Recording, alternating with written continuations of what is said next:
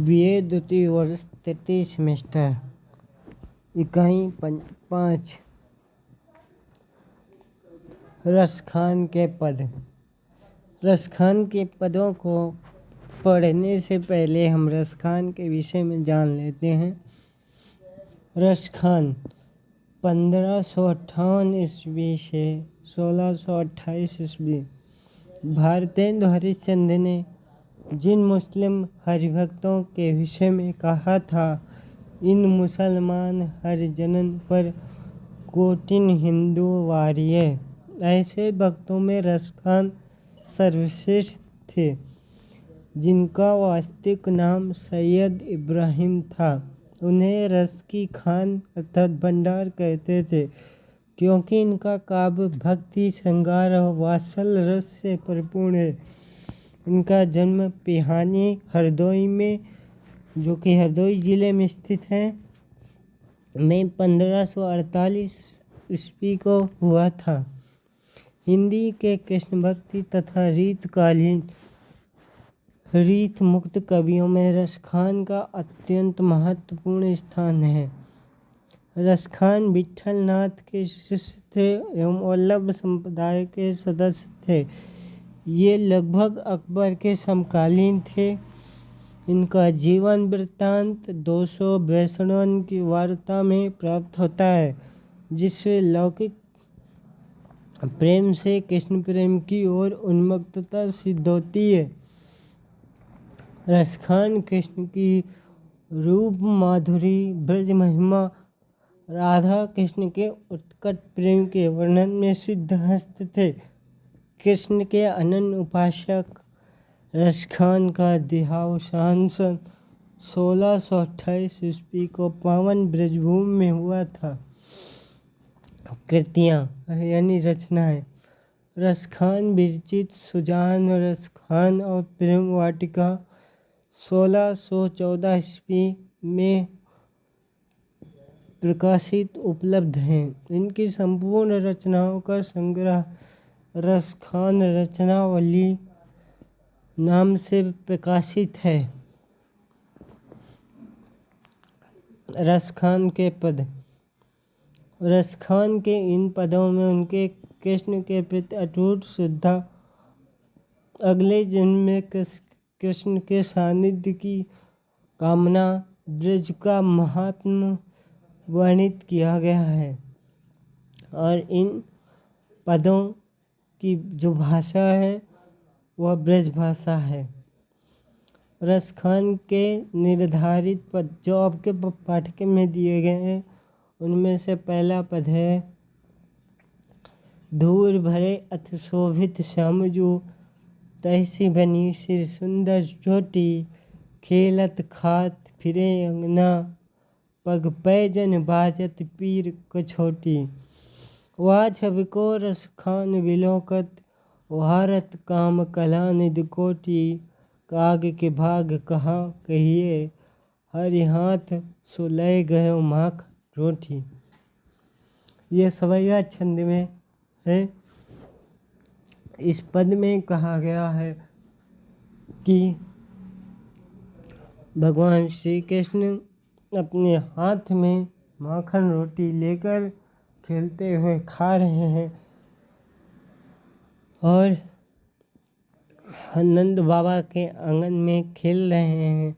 उनके सिर पर सुंदर चोटी शोभित है, पग में छोटे छोटे पायल हैं और तन पर पीला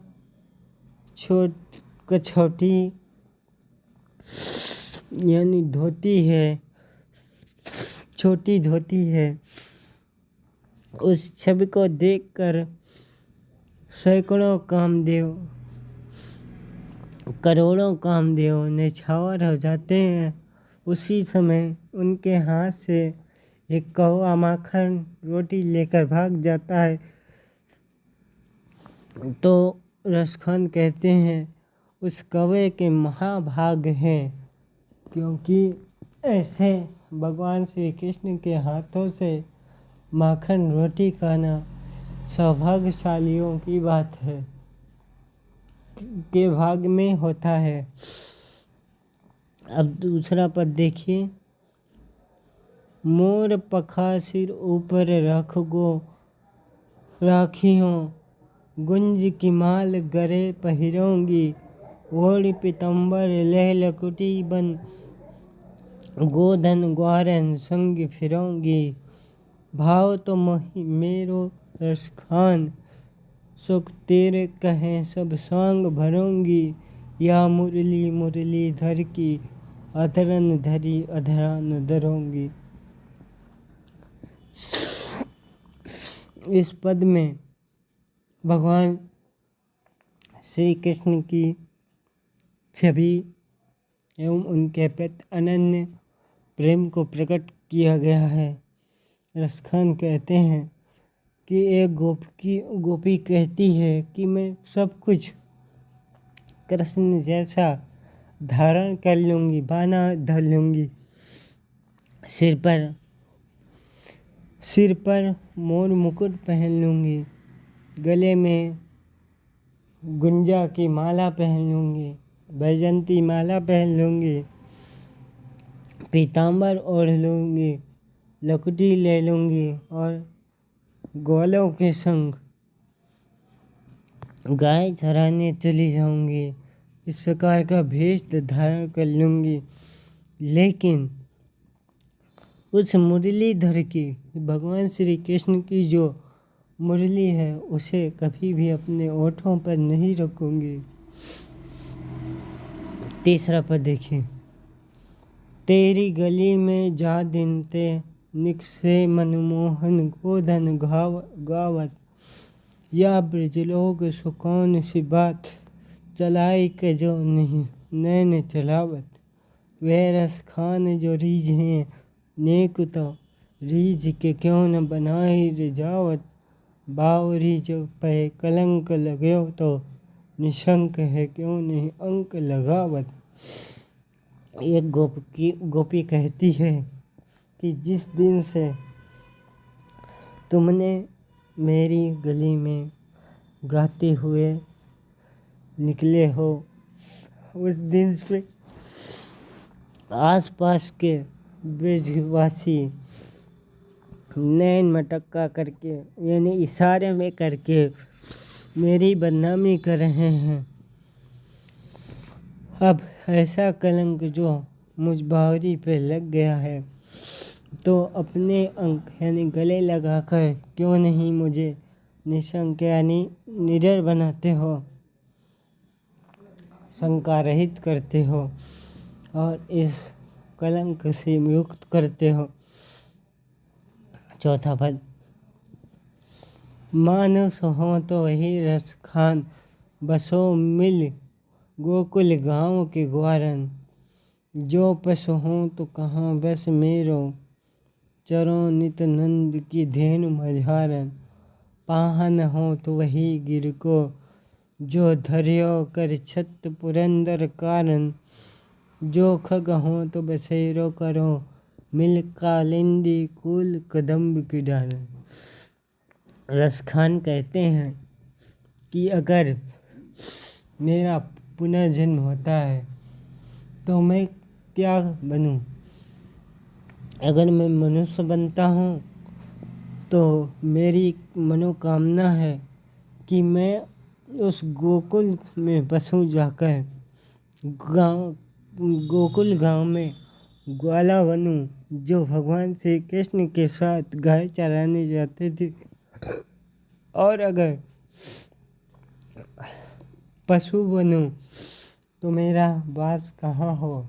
मेरा वास वहीं हो जहाँ नंद बाबा की गाय चरने जाती हैं और उन्हीं गायों के बीच में भी चरूं। और अगर पत्थर बनूं तो उस पर्वत का बनूं, अर्थात गोवर्धन पर्वत का बनूं, जिसे भगवान श्री कृष्ण ने अपनी उंगली में इंद्र के घमंड को चूर करने के लिए धारण किया था। अगर इनमें से कुछ भी ना बनूं, पक्षी बनूं, तो मेरा वास मेरा निवास स्थान कहाँ हो? उसी यमुना के किनारे जो कदम्ब के पेड़ हैं उन्हीं के डालों में मेरा बसेरा हो। 5वां पद देखिए। शेष गणेश महेश दिनेश सुरेशों जाहि निरंतर गावे जाहि अनादि अनंत अखंड अभेद अछेद अभेद सुवेद बतावे। नारद से सुख व्यास रटे पछिहारे ताऊ पुण्य पार न पावे। ताहि अहीर की छो हरिया छछिया भर छाछ पर नाच नचावे। इस पद में अनंत ब्रह्म की श्रेष्ठता को दिखाते हुए वही ब्रह्म जब साकार रूप रखता है और प्रेमवश हो जाता है तो किस प्रकार माखन पे या मट्ठे पे ग्वालिनियों के इशारों पर नाचता है, उसी का वर्णन किया गया है, जिसे शेषनाग गणेश भगवान शंकर सूर्यदेव और इंद्र निरंतर भजन करते भजते हैं, याद करते हैं, स्मरण करते हैं, जिसे वेद अनंत अखंड अनादि अभेद बताते हैं, जिसे नारद से शुक्राचार्य व्यास आदि रटकर हार जाते हैं, वही प्रेमवश ग्वालिनियों की लड़कियों के इशारे पर माखन पाने के लिए नाचते हैं। 6ठा पद देखिए। या लकुटी और कामरिया पर राज तिहूँ पुर को तजदारो। 8वां सिद्ध 9 निध को सुख नंद की धेनु चराय बिसारो। रस खान कभो इन आँखि नुसो बेच के वन बाग तड़ाग निहारो। कोटिक हो कुल धौत के धाम करील के कुंजन ऊपर वारो। रसखान कहते हैं कि भगवान की छवि के ऊपर सब कुछ निछावर कर दूं। ऐसे भगवान जो 8 सिद्धियां और 9 निधियों के सुख को देने वाले हैं, वो सब भूल कर नंद की गायों को चराते हैं। रसखान की इच्छा है कि मैं इन आँखों से अपनी उन आँखों से अर्थात चर्म चक्षुओं से कब बेच के वन बाग यानी उपवन और तालाब निहारूंगा, जिनमें भगवान श्री कृष्ण की छवि बसी है, उनकी शुद्धि बसी है, और इन करील के जो जंगल हैं, कुंजन हैं, बाग हैं, उनके ऊपर सैकड़ों सोने के महल निछावर कर सकता हूँ। इस प्रकार यह इकाई समाप्त।